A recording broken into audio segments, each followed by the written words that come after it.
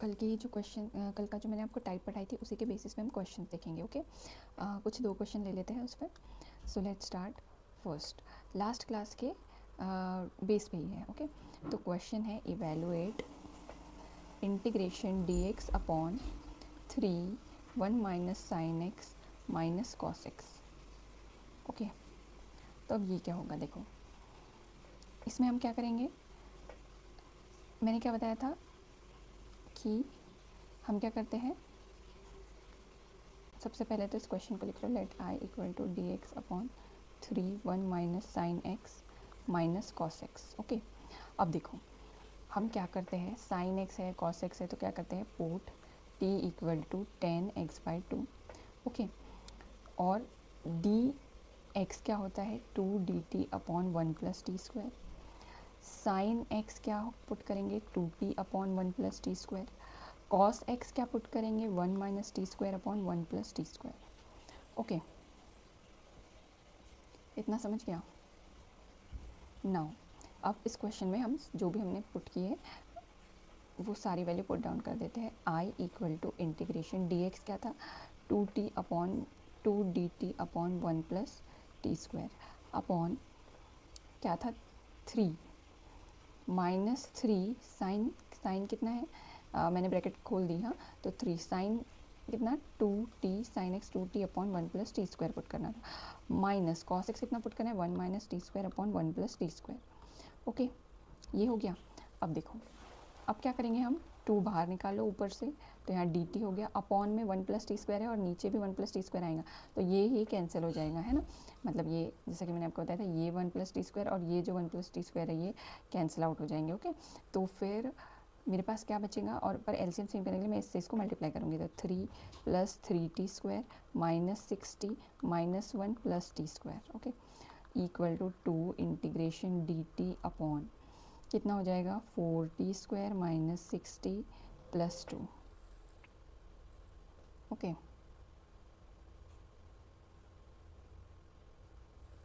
Now देखो अब क्या हम करेंगे, 2 यहाँ से ये कोफिशिएंट नहीं चाहिए होता ना मुझे, क्वाड्रेटिक प्रॉपर चाहिए होती तो मैं बाहर निकालूंगी 4 dt अपॉन t² - 6/4 क्या लिख सकती हूँ मैं 3/2 t प्लस 2/4 मतलब 1/2। ना देखो ये क्वाड्रेटिक है, क्वाड्रेटिक होती है, क्वाड्रेटिक है तो क्या करते हैं हम इसको परफेक्ट स्क्वायर बनाते हैं। कैसे बनाते हैं, थर्ड टर्म रूल लगा के 1/2 इंटू कोफिशिएंट ऑफ एक्स मतलब coefficient of t - 3/2 whole square.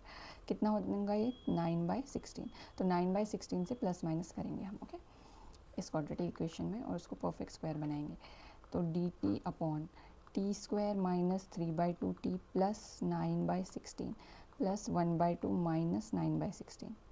Okay,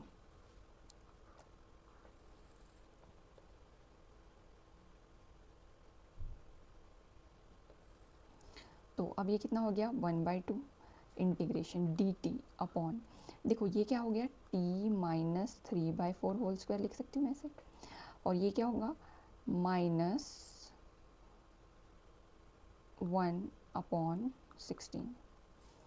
तो इसको मैं ऐसा लिख सकती हूँ 1/2 integration dt upon t - 3/4 whole square minus 1/4 whole square. तो देखो ये ऐसा लिख रहा है 1/x² - a² और उसका फॉर्मूला क्या होता है 1/x² - a², 1/2a, 2a कितना है 1/4, 1/2a log x - a upon x plus a। Okay, plus c। Now देखो ये 2 से ये 4 हो गया, 4 से 4 कैंसिल, लॉग इसको मैं ऐसा लिख दूँ t माइनस कितना होगा -3 - 1/4 - 4/4 मीन्स -1 अपॉन -2/4 होगा ये, तो -2/4 मतलब -1/2 प्लस c। तो इसे मैं ऐसा लिख दूँ लॉग, ये 2 से इधर मल्टीप्लाई करेंगे अपॉन में 2 रहेगा, 2 ऊपर चला जाएगा t - 1 upon 2t - 1 plus c। मतलब ये क्या हो गया log 2t - 2 upon 2t - 1 plus c। Okay, तो मेरा आई क्या हो गया, बट मेरा t मैंने क्या पुट की थी, t क्या था 10x/2, तो वैल्यू पुट कर दो 2 10x/2 -2 अपॉन 2 ये क्या है 10x/2 -1 प्लस सी। तो ये मेरा आ गया final answer. Okay, now second question.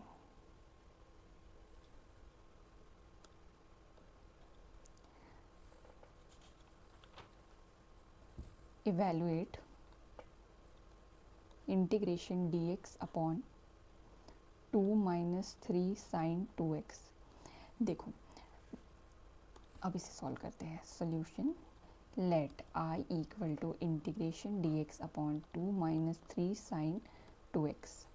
अब देखो इसमें क्या है, मैंने आपको लास्ट क्लास में बताया था sin 2x रहा तो आपको क्या करना है। sin 2x लगाई थी, मैंने आपको बताया था, नोट लिखाए थे कि sin 2x रहा तो आप क्या करोगे उसके लिए, है ना। तो हमने क्या लिया था, जब भी sin 2x रहता है तो हम क्या करते हैं, put t equal to 10x। Otherwise क्या पुट करते थे 10x/2, पर 2x में 10x पुट करेंगे। और dx क्या पुट करते हैं, dt upon 1 plus t square. बाकी सब सेम, बाकी साइन कॉस सब सेम, तो sin 2x करेंगे as it is 2t upon 1 plus t square, जैसे बाकी क्वेश्चन में सॉल्व करते थे। ओके, नाउ अब मेरा आई क्या हो गया, पुट करो ये सारी वैल्यूज़। तो dt upon 1 plus t square upon 2 - 3 sin 2x क्या आप पुट किए 2t upon 1 plus t square. Okay,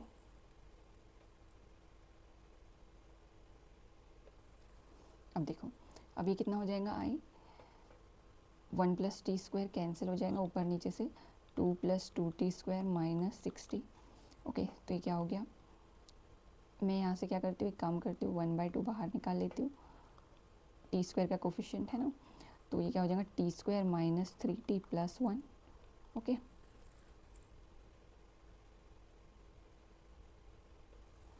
अब देखो अभी क्वाड्रेटिक बन गई, ठीक है, क्वाड्रेटिक बन गई, बट ये परफेक्ट स्क्वायर नहीं, मुझे इसे स्क्वायर में कन्वर्ट करना है ताकि मैं फॉर्मूला लगा सकूँ। तो अब मेरा क्या होता है, थर्ड टर्म लगाओ 1/2 into coefficient of x² whole square, तो ये कितना हो गया 9/4।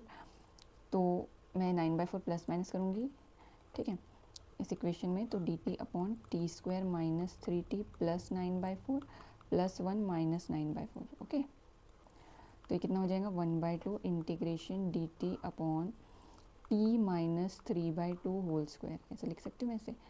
और ये कितना हो जाएगा -5/4।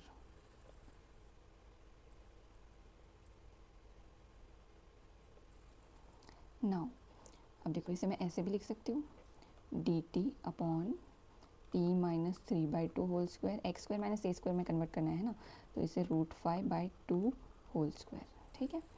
तो अभी फॉर्मूला कैसा बना, dx अपॉन x² - a²। तो इसका फॉर्मूला हमारे पास क्या था, 1/2a log x - a upon x + a + c, ठीक है, मैंने लिखाया था आपको। तो 1/2 बाहर का है 1/2a, 1/2a कितना है √5/2 log x -